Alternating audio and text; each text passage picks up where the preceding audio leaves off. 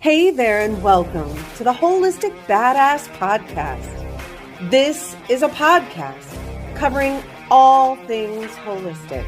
That means addressing topics covering and encompassing all of the things pertaining to the whole you, body, mind, and spirit.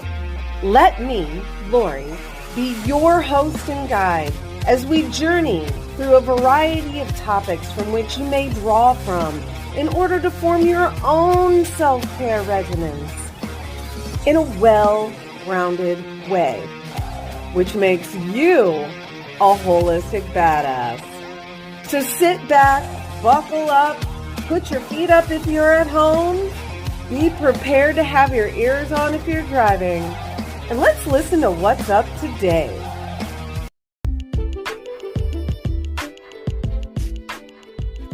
The information presented in this podcast is for informational and self-education use only. It is not intended for self-diagnosis, nor treatment, nor anything that constitutes the practice of medicine. Please consult with a qualified physician concerning the prudence of and before undertaking any major changes in diet, any treatments for disease, any use of drugs or prescription items, or the cessation thereof. Hey there, holistic badasses. I'm coming at you from my backyard herb garden. You can see behind me I have a wonderful false quinine plant and my bee balm, and of course my assorted tomatoes and peppers growing in the plants are behind me. I just finished up a very first wine and herb walk, hence my little glass of wine here that I've been sipping on. We had a nice turnout and we discussed 5 of the herbs growing in my backyard. It was a good time. Be on the lookout for more of those events. If you follow me on the socials, you'll be the first ones to know when they're coming. However, today's episode, I talked with my friend Marta, and my friend Marta has some very special gifts and a special calling. So without giving away too much of it in advance, let's get into it. Hey there, holistic badasses. Today I am with my friend Marta. And Marta, why don't you go ahead and introduce yourself? Hey! Okay, so I'm Marta Mari. I am here in Yellow Springs working, but can go anywhere. I am a mother of 3. I do Jinshin Jitsu, I do Reiki, and I do tarot card readings, and I do what's called, we do soul cleansing. It's called a soul cleansing, meaning just kind of clearing out some of the stuff that's in our body, because we carry our emotions, we carry the trauma, we carry what has happened to us, and we don't even know that. We don't even know that. We just pack it in there somewhere, you know, and go. And so the idea is to help you unpack it a little bit slowly, piece at a time. We don't want to just ditch it all. You're going to go. That could be harmful for those around you. I mean, not necessarily for the person carrying the baggage, but yeah. I think any big plan takes a lot of need of security, of space, of protection. So I think little pieces are a little easier to work with, because it's amazing the things that we actually hold in that we're not even aware of. So it's interesting to find those things out. Yes. They're surprising. You're like, what? No way. What is that all about? Yeah. So that's what I do, I guess. That's what I am, sort of. And how long have you done that kind of work? So I started tarot when I was 24, so that's about 36 years I've been working with cards. Started that because somebody gave me a deck. They're like, I think you'd be good at that. Okay, sure. Let's play with that. And then just with friends, you're like, oh, let's play. Let's get to know. Let's get to know some things. Let's figure out what you're doing. Let's get to the pretty. I love the visuals. It's so pretty. Oh yeah. Every deck has its own artistic flair. They're gorgeous. And they're coming up with so many different styles. And they're gilded, or they're laminated, or they're just, so beautiful. It's like artwork. I'm like, no, they are. I need this one. Yes, I have, over 250, but, Oh, wow. Yeah. So do you pick a certain decks for certain people? Like you just see what speaks to you that day? Yeah, absolutely. Okay. It's not that day, it's that person. Okay. Because I have so many times on point, I'm like, well, we'll play with this deck. Okay, sure. Or you're the next person, I'm going to play with that deck. on point. The card comes out that either that visual is exactly what happened to them, because each deck, of course, has the major and minor arcana, Right. and it's the same cards, but the visuals can tend to focus on different parts of that card, right? Right. Or the coloration or something. So many times on point, that person's like, "Oh, that's me," and I'm like, and I'm like, "Thank you." The cards are so animated. They're so vibrant. They're so fun. Oh, yeah. I saw a deck that I wanted to get, and then I couldn't find it back. It was all, the artwork was all based on Starry Night type style. Yeah. And so when you lined up the major and the minor arcana, the whole background flowed with it. So you could use them as a deck, or you could just frame them, put them on your wall. Because they're so beautiful. Yeah. There's so many like that. And they've gotten some larger size, which harder to work with, but great murals. Oh, yeah. No, I can't find that one back. So if anybody sees that one, let me know, because I don't necessarily want to use that deck, but I really, really love the artwork. It's absolutely beautiful. Yeah. So how did you come, I know you spoke a little bit about someone had gifted you a deck, but how did you come to all of it that you do? Because I feel like sometimes people are like, whoa, that's a lot, but they all work together. So how did it snowball for you? I honestly would have to say that I started when I was a young girl, when I was outside all the time. I grew up in Europe, and I grew up in this little town. It's a tourist town, small itty bitty town, focused around a church of Santa Femia. Santa Femia, I guess is in English. And that's where she is. And I grew up there, and I would go up and sit, and That's where they house her relics? She is there. She's there. Oh, wow. I've seen her. Oh, wow. Her story is that she was in a stone coffin, and she floated over from Italy to, this is now in the area called Croatia, and she floated over on stone, and they pulled her up. There's visuals of what happened, because some people got hurt, and what they did, and when they came to her name, they came back to life. Oh, wow. So she's in there. I've seen her. But I would go there, and I grew up with my grandmother there, and we would go, and it's a peninsula, so there's water all around. Oh, cool. It's so calming. It's so beautiful. So being raised mostly by my grandmother when I was little, it was a slower pace. It was quiet. Yeah. It was chill, Played out in the garden a lot. So it was quiet. It gave me time to interact with other realms. I wasn't busy on an iPhone or Right? pad watching movies. I wasn't doing that. Well, for one, we didn't have that at that time. But that gave me the opportunity to connect all these other realms. And I didn't realize that. I was just playing. You're a little kid. You're just playing. You're just doing whatever. Right. So when I was in high school, about 16, I didn't like where things were going. So, a lot of teenagers. When did you come to the States? I was born here. I went back to Europe when I was 2. I came back here to live when I was 7 to start school. Okay. So this was back in America. And, teenage, it's so challenging. It's so hard. It's so much is going on in your body, in your heart, in your head. And there's not a lot of, even then, and now definitely not, there's not a lot of support to help you get through all that. Right. Or to even know what to do. Or people don't reach out because they're like, it's just me. I'm the weirdo. I don't know what's going on. Yeah. I'm so nutty. I'm like, ugh. And that's not true. We all go, we're human. We all go through that process. Yeah. And it's all individualized. It's different depending on what we're here to learn. But we all have to go through it. So having a difficult home life here, just, because everybody has one, I would go to the cemetery a lot. So, go talk to the dead people. They don't fight with you. They don't talk back. They tell you stories. You hear some weird stuff, but they don't yell at you. At least where I was going, they weren't yelling at me. Well, the little teeny tiny area that I grew up in consists of a church, a priest house, a cemetery, an old school that was closed in the 60s, and a tractor implement store. Oh. A tractor store. Okay. And all the essentials. Right. And so a lot of us in the hood, like a 3-mile radius around it, we would walk to the playground once in a while on the weekends to go play on the merry-go-round, the swing set at the school. And then occasionally we would end up playing like Ghost in the Graveyard in the actual graveyard. And then by the time we were in high school, we were cracking jokes. We were like, well, we went to a party on Saturday, but it was a pretty dead crowd.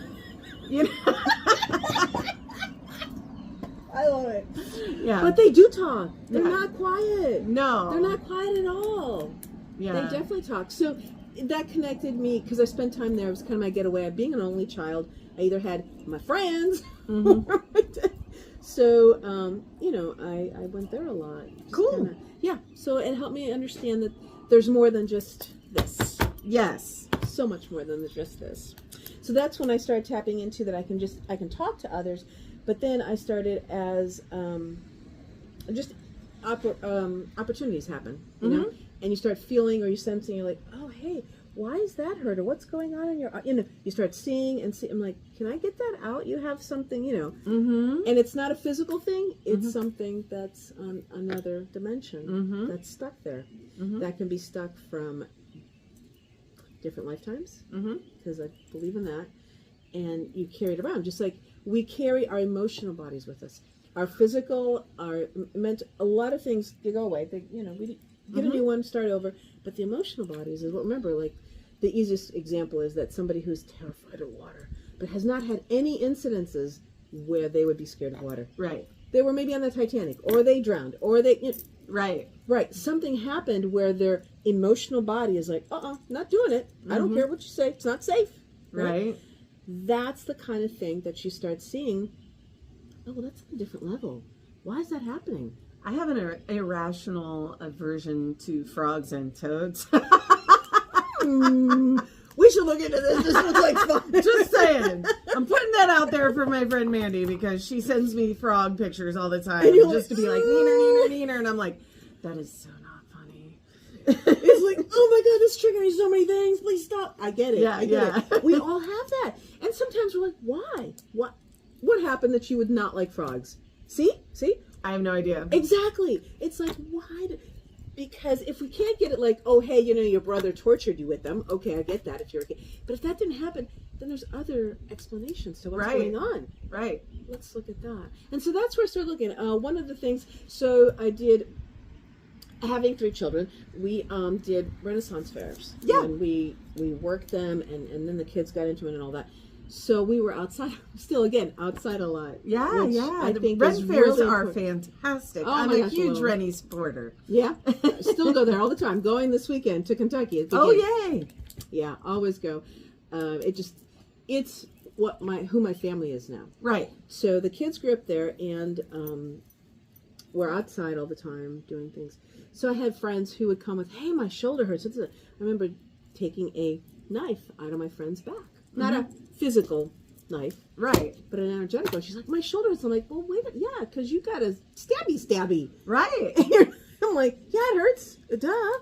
Yeah. So you start doing that. And I think that was really how I got into things, was the opportunity that I had to be outside all the time, to be in nature, to be connected, which I think is so important that we really realize. We are out of the same minerals, the same elements, the astrology, the plant. We're made of the same stuff. Ashes Different to combinations. ashes. Dust to dust. Yes, exactly. So I think the more we realize that, the more we can start connecting and realizing, wait, this is who I am. Mostly you can talk to a cop or somebody in the hospital or somebody in a sales time and go, full moons, how do those feel for you? Oof. Uh-huh. I worked at a nursing home for a Did very you? long time. See? Full moons are a very real thing. I started refusing to pick up work on 2 days before, through the full moon, and 2 days after. I'm like, no, I'm not working. Right. Because we are all triggered. The moon moves our emotions, our water, pulls and dries. So just like it does to the surf and the tide, it does that within us. Yeah. Well, the moon is the one that we can recognize the easiest. They all do it. Every single one does it. I'm sure. I grew up, my mom was just like a hobby astrologer. Oh, fun. Oh my gosh. So we would read about all kinds of that stuff. So, and super important. My last season of the podcast, I spoke with oh gosh, I have to look up Heather's last name, but she used to live up by me. First she lived in Cincinnati. No, I can't. I gotta look up her last name. Oh, my apologies. But she lived in Cincinnati, then she lived up by me. Now she lives in Yellow Springs, and so I had her on the podcast talking about astrology and its influence on mental, emotional, and health factors. And in fact, there's a whole school of thought with within herbalism about astrological herbalism.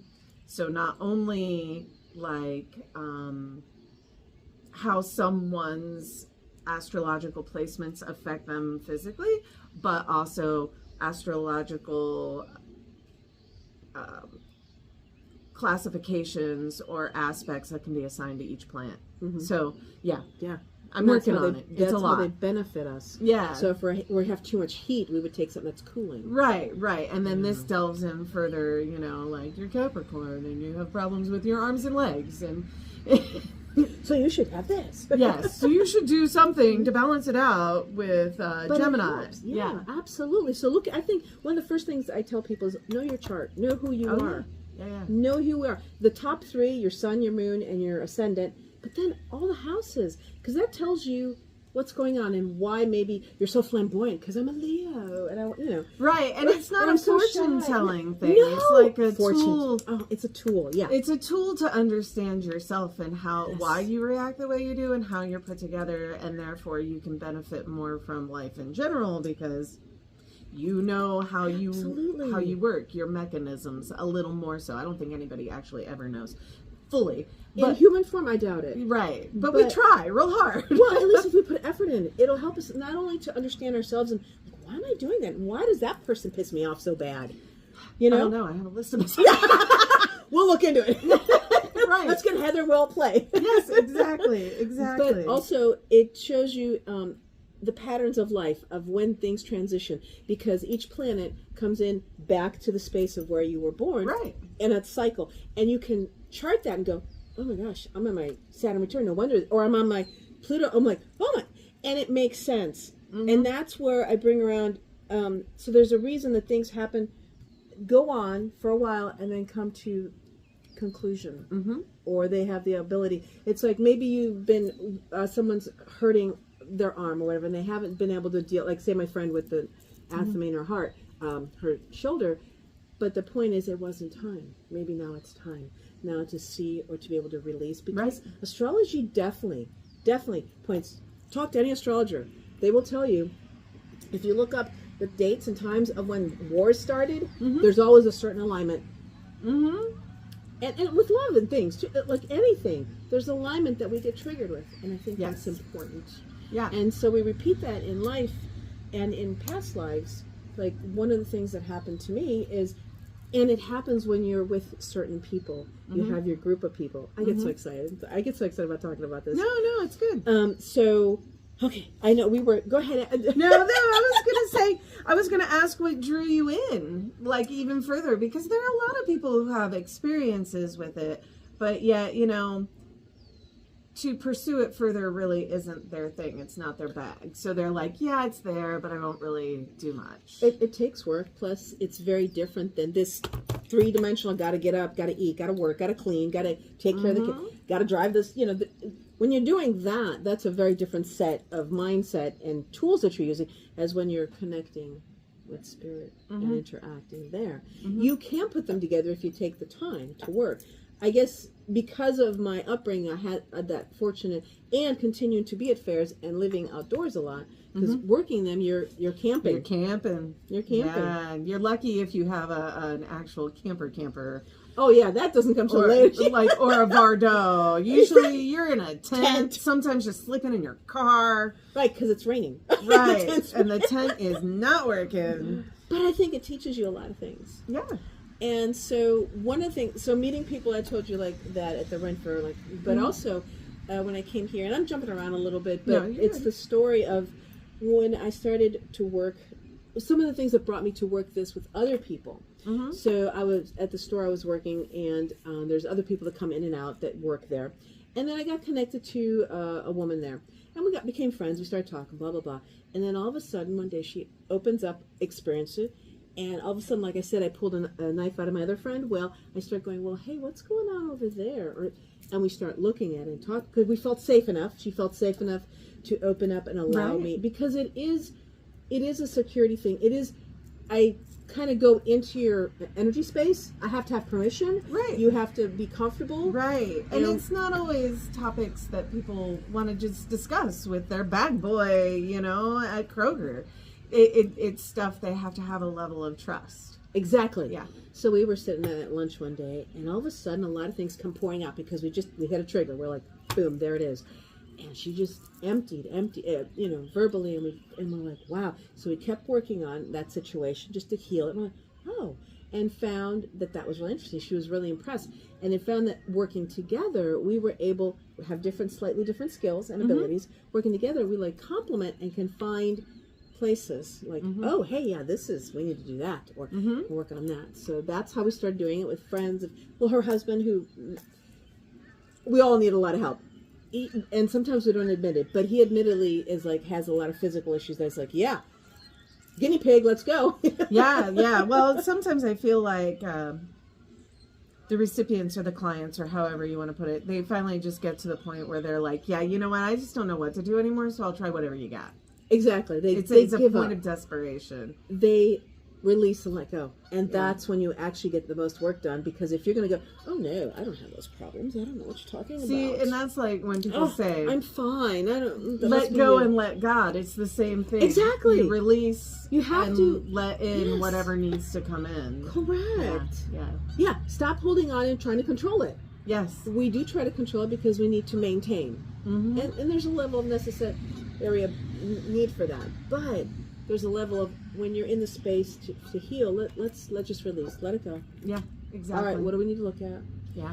So we worked up with her, and then we connected with another person at work. So now at one day we had myself, my friend, her husband, and another friend that worked there.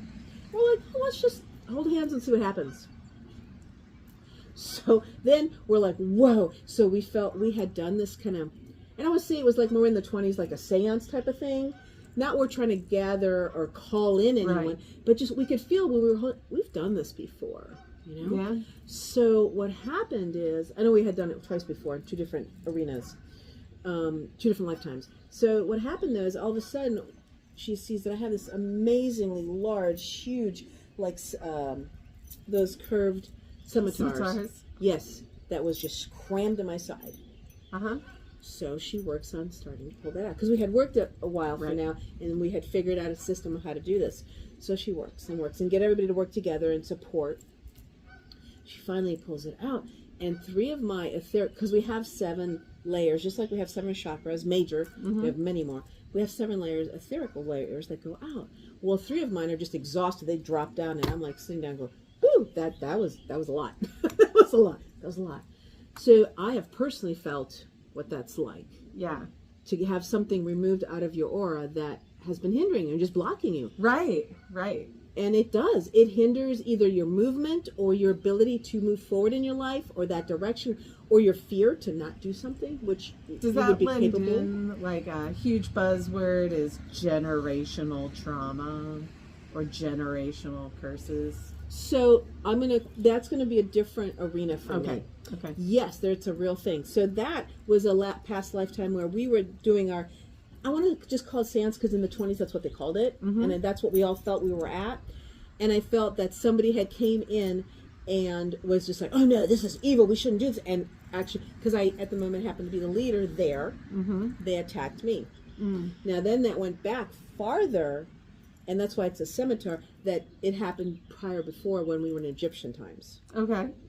And so it repeated because I hadn't healed it. Okay. Because I wasn't aware that I was carrying that. Right. So we're like, okay. So that was really fascinating, just to work through that and go, wow, what does that mean? So I heal that. And we had to do a couple times because when you pull something out, you need to fill the space. You can't just leave it open. Right. Because then anything can like a gaping wound. Yeah. Yes. So it takes time to clear and work through that. Okay. So that was something. Now that would have been just past lifetimes. Generational. Right now I feel that astrologically and everything is really open to that because of Pluto, and we need to heal. Yeah. We need to heal. So generationally, right now I'm working with my daughter, and she's bringing up, we're coming to this beautiful place where we're able to communicate with each other. I had redheaded children then. Anybody who knows that knows what I'm talking about. Not all gingers are difficult. Yeah, note down below if you think that's true or something. Give a call. Yes. No, I have many, many, many gingers. My grandmother was a ginger. No. I don't want to say difficult. They're just a lot. They're wonderfully big. Yes. And determined. How's that? Very determined. Right. So raising them is challenging. And my mother was a ginger as well. So I'm like, so that, oh, yeah, there's another reason I can do all this. Determination to survive. There's that. There is that. So the generation we're working through, because we're seeing the patterns that we're doing and how we're repeating them. And that'll probably go into the next question that we're talking about. So I asked why you feel... Well, I asked how's it changed your life, but obviously it's always been a part of your life, so it doesn't really change it, it just enhances it, right? Yeah, it's enhanced it and given me an extra tool that has been incredibly beneficial. Oh, awesome. Yeah. So why do you feel compelled to make it your life's work? Because, you know, there's always a 9-to-5 option, or like me, you can work shift work all night long. I've done lots of 9-to-5s. I'm still doing a 9-to-5. So, right now, it's so important that we become, again, astrologically, the Gemini new moon we just had. Sedna was really close. Sedna is the planet that talks about how she was the girl that was married off to a horrible man, and then the father came to gather her up and knew that, but then in a boat, and then they were leaving, and then a big storm came, and then he got scared, so he threw her overboard. She held on. He cut her fingers off. Good God. Right. So completely dishonoring. Is that something from like Greek mythology? It's a mythology of the planet. Yes. It's not a planet. It's that's a star, isn't it? Or a system or a star. Astrologers help us out. Yeah. No, I remember hearing about Sedna. Yeah, I remember the story. And so, and all the fingers fell out and went to the water and became all the different fish and dolphins and whales. That's a great creation story. Yeah. Exactly. It's beautiful. But it stems from dishonoring the feminine. And that's been going on right now here for a very long time. Yeah. And I think with that moon, it's been really triggered, along with so many other things, to honor the feminine. And the feminine would be yin. There's another way, so we don't make it so genderized. So we don't just look at it that way. But yin, the receptive, the nurturing, the intuitive. That's what yin is. And the connecting to that, I think, is really, really important. And so I think that's why I want to bring out, because being a mom, I've always wanted to make sure, the kids are okay. But I also have a Cancer ascendant, so I care about making You're people... all soft and squishy on the inside. Shh, don't give my secret away! I got crab claws! That's right. I'll run away! Right. But, so, yeah, it's part of who I am, is wanting to help others. Because I've seen, the thing is I've traveled since I was 2, and I've seen different cultures, and I've seen different people, and I've seen how people interact, and I've seen how I've been fortunate enough to be white-skinned and light, so I haven't had that, but I've noticed how people get treated, depending if they look too weird. So I've always dressed and done me, because I'm like, either you can handle it or you can't. That's not my problem. Exactly. That's a you problem, not a me problem. Correct. So you were talking about Pluto's return and how things have been tumultuous and lots of things triggered. And I know in my own personal life, I would say the last 5 to 6 years have been sheer chaos. And that seems to follow along the patterns with the whole rest of the globe, actually. And I know you've had some major tumultuous stuff in your life. So what all of you had going on in your life, because I know there's something kind of important that I wanted to highlight. So right, that we wanted to get to. Okay. So 2020, the whole world goes gablunky, right? We're like, well, we're just not going to live the way we used to live. January 2020, my mother passes. Oh, I'm so sorry. She was in Europe. I had just gone to see her, luckily, that September 2019.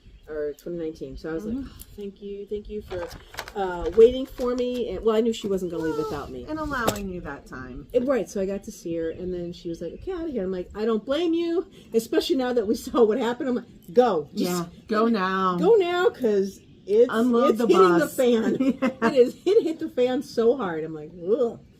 So, but because she decided to transition, now I was allowed, because I'd promised her I would not sell our home, which I didn't live in. I was just renting while she was alive. I'm like, okay, now I had permission because I wasn't living up in Cleveland anymore. I was down here in Yellow Springs. I'm like, okay, now I can sell it. So I sold it, and I decided to buy a home because that's what you do, right? And you got to turn that money over. You get screwed on capital gains, right? So you're like, I'm going to do something. I'm going to get myself a house because why not? There's get a house. Right. Get my own house, one that I like, not necessarily, right, the way that I would like.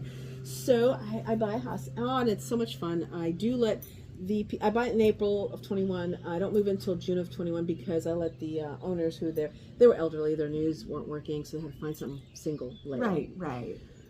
Then I get help. The kids help me move in. August 27th of 2021, my son decides to kiss a tree with a car. So he is decided to transition. I'm like, wow, okay, all right, well, thank you. That, not that I'm saying thank you. I'm being sarcastic. It is what I've now know. It's the worst thing that can happen to a parent. Yes. The absolute worst thing that can happen to a human is that your children leave before you. Yes. And it's one of the hardest things to work through.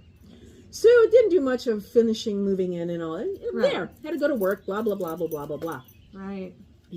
Then we are celebrating his birthday, and he's a leap year day baby. February 29th, he was born, 1996. Oh, wow. Yeah, very special boy. And, important. Redhead. Little brat. Yes.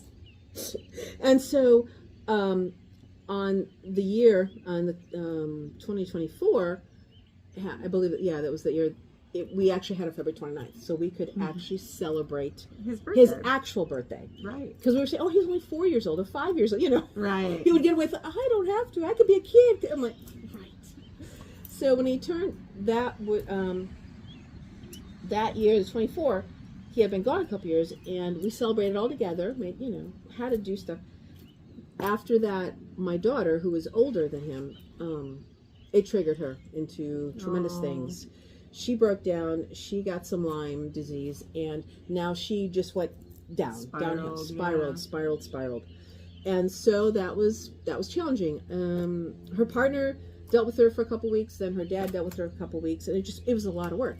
So I brought her out here to my house, to my home, and there was space, and it was comfortable, just me and her, and I could help her work through. We went to homeopathic therapy. Oh, wow, yeah. And worked through that. And step by step, it was slow. Went from taking hours just to get her to get in the shower. So like, oh God. So it was a lot of work. Gave me a chance to get close to my daughter and work through things. And you just never know what life brings you. No, you do not. So then the next April, I was like, so it must have been 23, because the next April, I'm like, okay, kiddo, you're doing better. She's calling me, going, hey, you're coming home, you want coffee on the way? I'm like, right, she's getting a little more chipper again. Okay, all right, we got it, we're getting there. Now you need to go and take care of your son. Because his father was, just everybody else was helping. I was just doing her while everybody else was doing the child. It's like, now you need to go back. And she has been doing amazing. I'm so proud of her. So proud of her. And so now we're working through that. Then, that was 23 to 24. Then October 20th of 24, I'm at Ren Fair. We're there. It's a Sunday. We're enjoying. And reception out there is kind of... Yes. It depends if you're on the top of the hill or not. Right. It works really great in the middle of the jousting field. Yeah. But, if you're not there, it's like...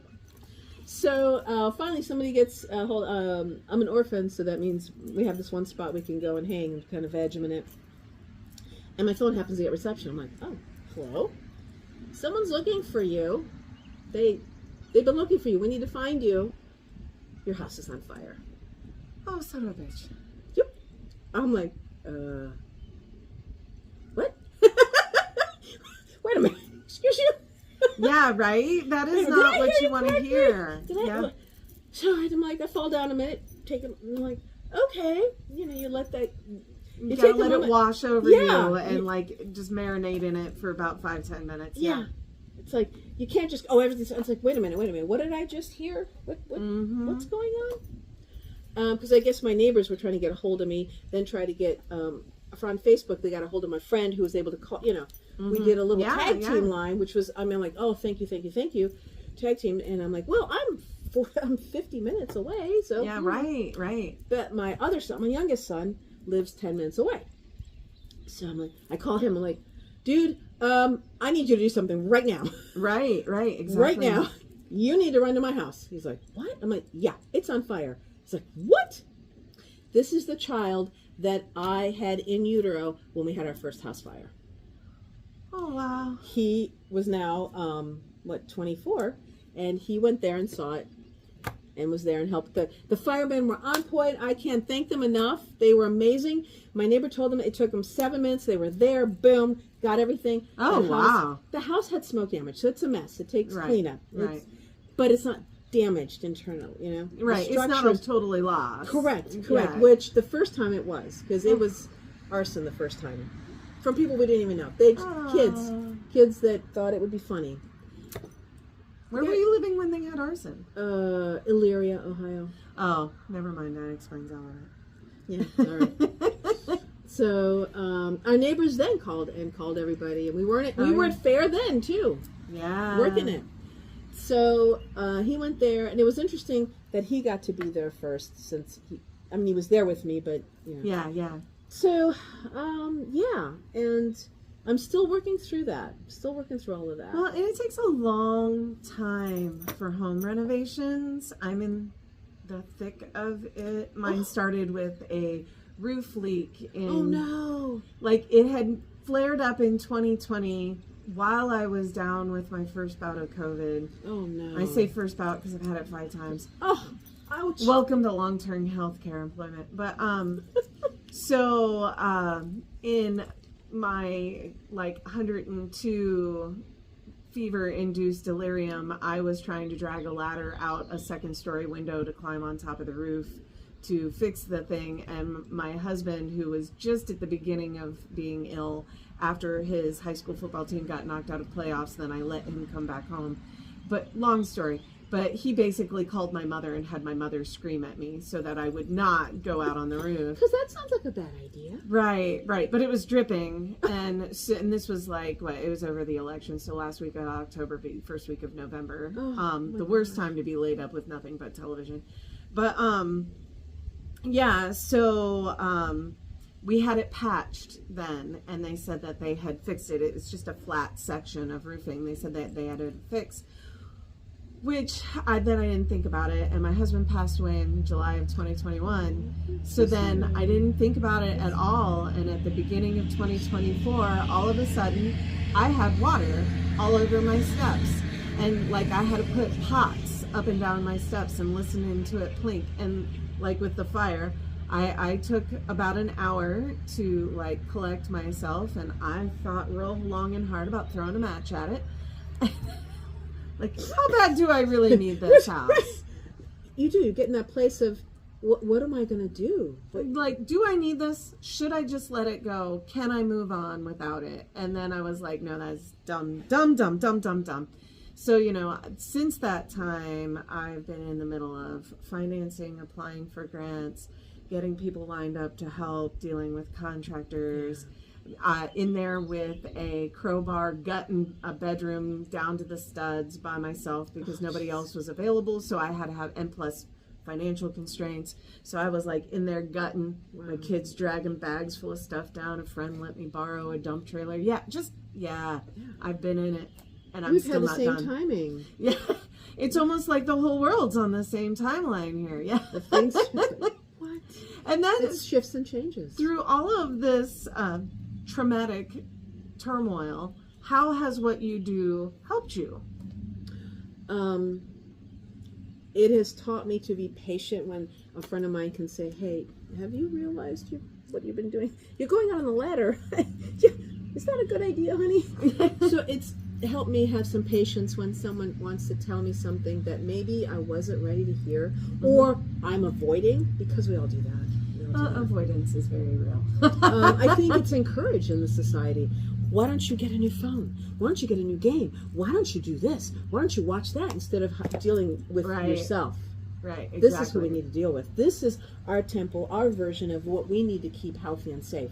And we put it in another temple, so we need to keep that healthy and safe. Right. And we drive in another temple that we really should maintain the tires and all that in that one. Right. Well, this meat suit vehicle's got to be safe and, Exactly. It's an encapsulation, at least for now, and you got to take good care of it. Exactly. Right, because then you can do more with it. Because I don't think anybody, I watched my neighbor, my childhood neighbor, who, when I was going to school, lived right next door to me, the house that I sold, and they were getting ant, Orkin would come over every... Oh, ant infestations, yeah.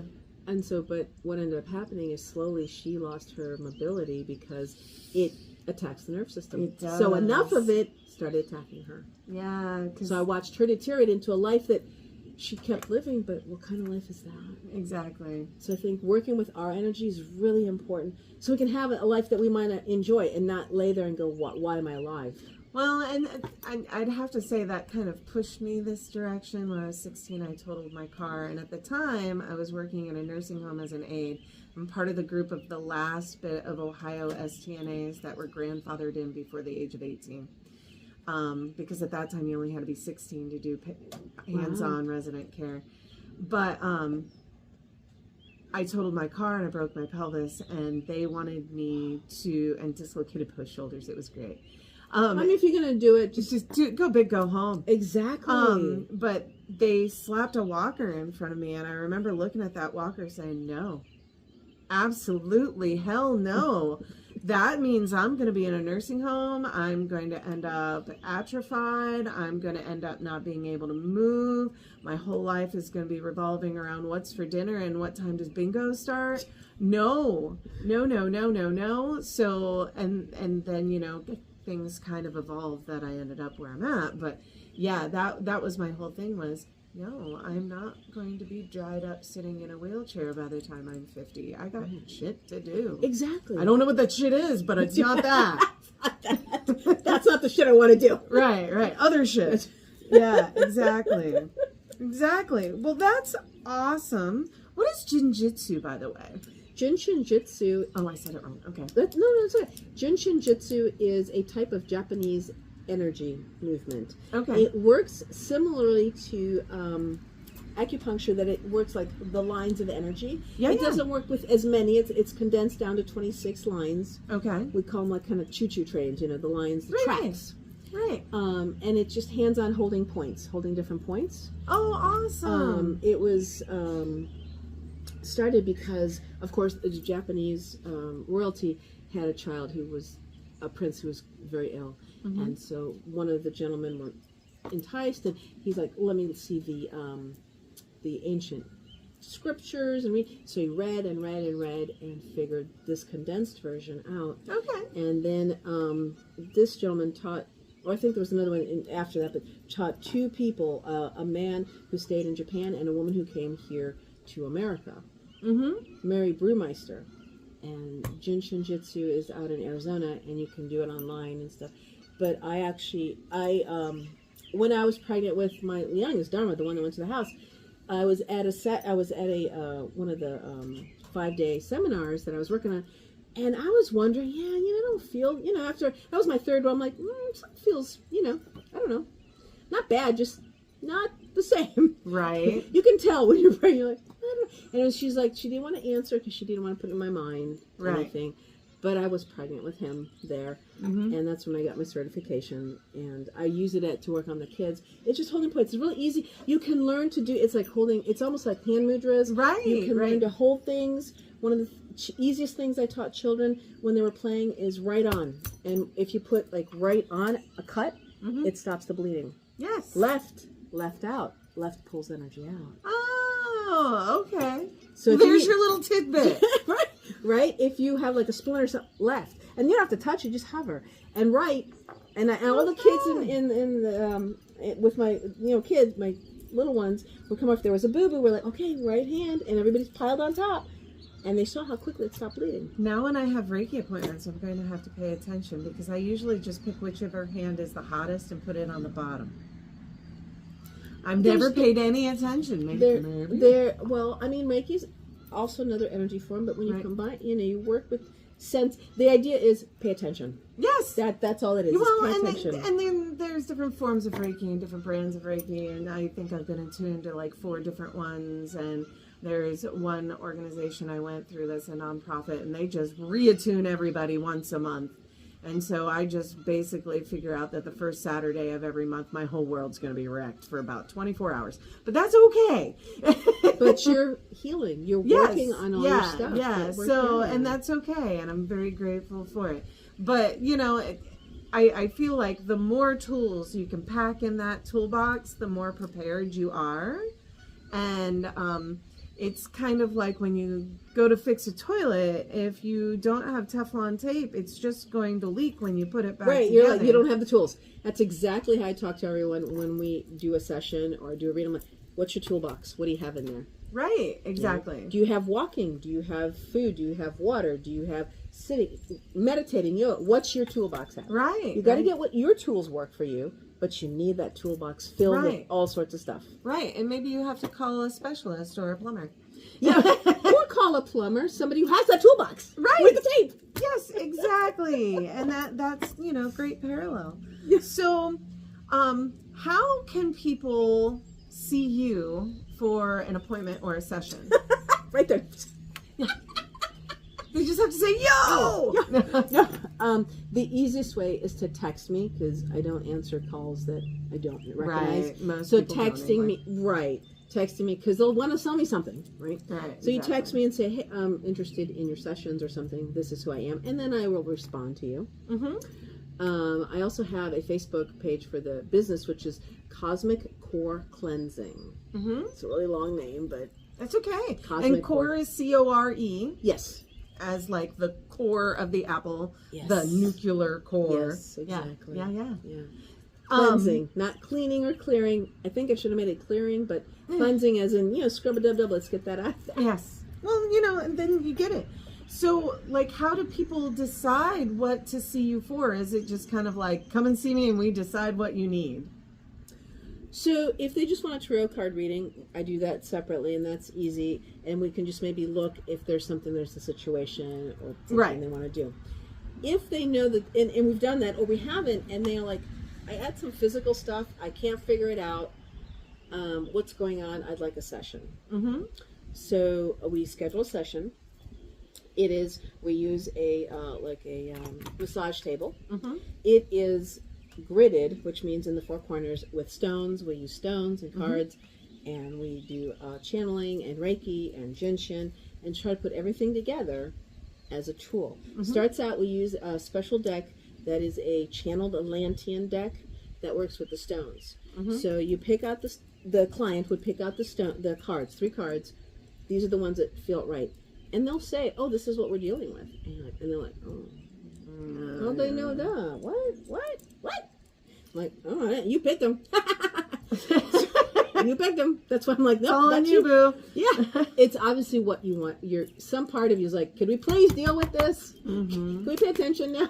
So we take those cards and then have the client lay on the massage table, put the cards underneath, and there's also then a grid is made, a actual personal stone grid, crystal grid of whatever is necessary for that person. And that is done while I'm talking about the cards, and then my partner that works with me, Julie, the one that first started with me, she is making the grid while we're talking, and she's just feeling out the correct positioning in stone. And when the cards are picked, it all matches up. She has picked the same stones. She's picked the same thing. Right, because we're working on that level. Right, exactly. So then we record it, of course, if you want that way, because sometimes you can hear stuff in the recording that you didn't realize you heard.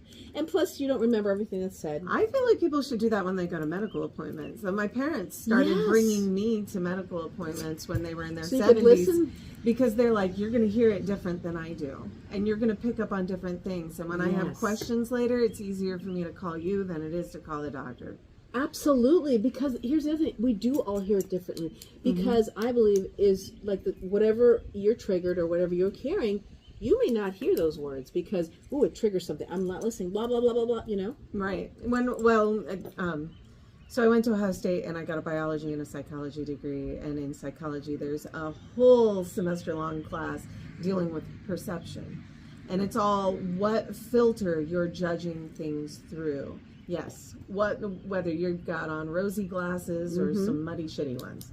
So, or purple, or green, or bicolor, or, a rainbow. Right, or if you're just letting it all in. Right, exactly. Yeah. How are we seeing? We learned that from the first 7 years and up to the first 12 years of what we saw around us. Exactly. We learned all that. This is how the world is. Well, okay, it was for those people around you. That does not mean that that's the whole world. Right. It does not mean that's even a functional way. It could be a great way. It could be maybe not a great way. Right. But it's important to question that as you become an adult and go, is this what I believe? Is this working for me?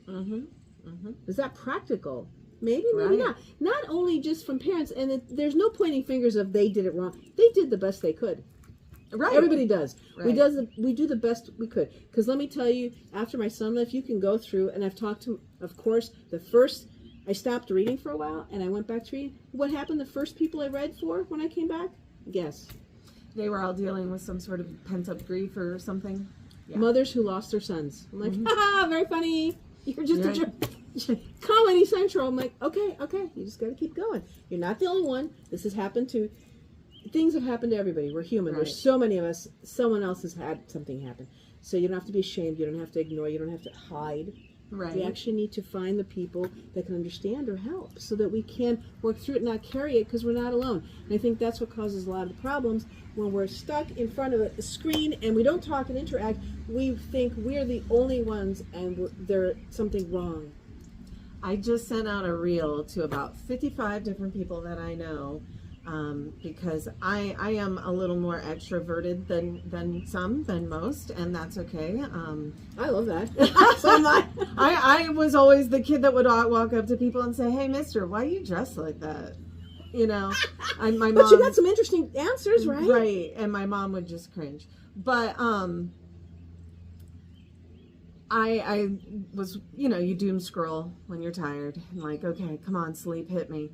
And there was a reel, and this gentleman was talking about what big corporations want you to do is self-isolate, not talk to those around you, stop your communication, encapsulate within yourself and be a zombie in front of that Netflix, in front of your phone, DoorDash the food to you. So you don't even go out to pick it out yourself. That's crappy food. Don't grow it. Don't go pick it out. Just get some shit delivered to you because that's what they want. That's how they make money. And I'm also how they control us. Yes, and I have a little bit of an anarchist bent. So I think at this point it's not even anarchy. It's the truth realization of, wait a minute, why are we doing that when we have all this? Exactly. We're living on an earth. Why are we trying to encapsulate ourselves out of it? That whole phrase, go touch grass. I'm like, go roll around in it, marinate in it, smell it, eat it, bathe in it, whatever you have to do. Like, the grass is your friend, making sure we're still recording. Yeah. As long as you're not allergic to it, you do other things, Right. Be If smart. you're allergic to that, we'll find you an alternative. Right. Be smart. Think for yourself. Ask the questions. Ask questions. It's so important to ask questions. Exactly. Get your hands in the dirt, whether that's physically or metaphorically. Yeah. You have to. Totally agree. So, we talked about how people get a hold of you. I think that all of this is great. Now, if someone thinks that the work you're doing is great, but they're not ready or they don't have time or they're not able to come see you, are you taking donations or anything to help you along with the state of repairs? Always grateful for that. Expensive. No joke, right? Right. Oh my gosh, I know. I was suggested I completely rewire the house. I'm like, Yeah, that is not that new. I mean, it's smart, but whew, it's got lots of zeros behind the number. Yeah, Like, exactly. woo, fun. I actually have a GoFundMe that my friend set up for me, which I was very grateful. I was like, I'm not doing that. Oh, I'll put the link in the show notes too. Okay. Yeah. Thank you, and my phone number and all that. Because everybody's gone through something, and the more that we connect and understand each other, and even say, well, I connect, but I can't stand. You're not my thing. That's fine. At least you know that now. Right. Go find someone who is your thing. Exactly. There's so many options. Right. I related to a hairdresser because I know women are very particular about who's going to let you touch your hair. Exact same way. Find the hairdresser that you love, the one that you can talk to, the one that does your hair the way you want it, not trying to make something else out of it. Go there. Find that one and then stick with it. Exactly. Because also, when we come, I'm talking about all these other levels, right? The dimensions. We are much bigger beings than this little vehicle carries, this meat suit, as you put it. Yeah. So we're connected on different levels. We have soul families that we come and play different roles to, and we connect. So find the ones that you tap into. Go, I've never met you, but God, I feel like I've known you for ages, right? Yeah. Don't you love when that happens? You're like, you just run into someone, you start talking. This could be in the grocery store, it can be anywhere. Like, I know you. You like the same, and you just take off on a conversation that goes for hours, and you meet. It's great. Oh yeah. No, and I honestly,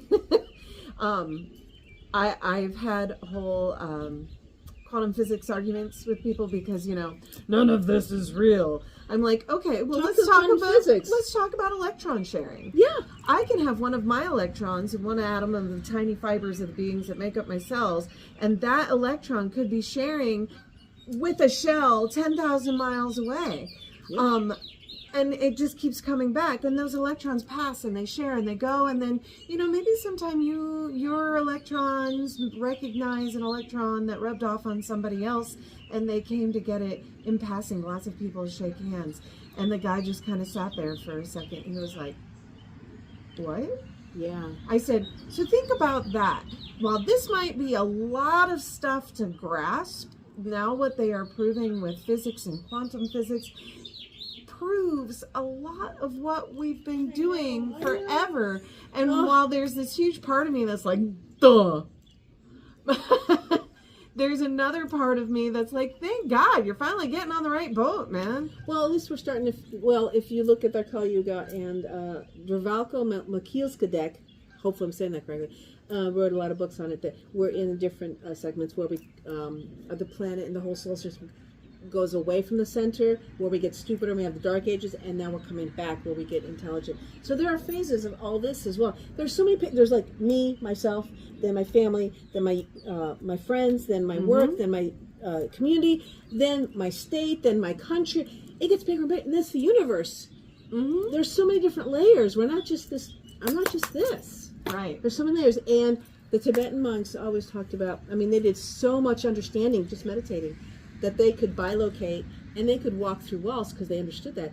And there's proof because some of them didn't make it through the wall if they didn't stay focused. And they find bones in the wall. Oh, trapped. wow.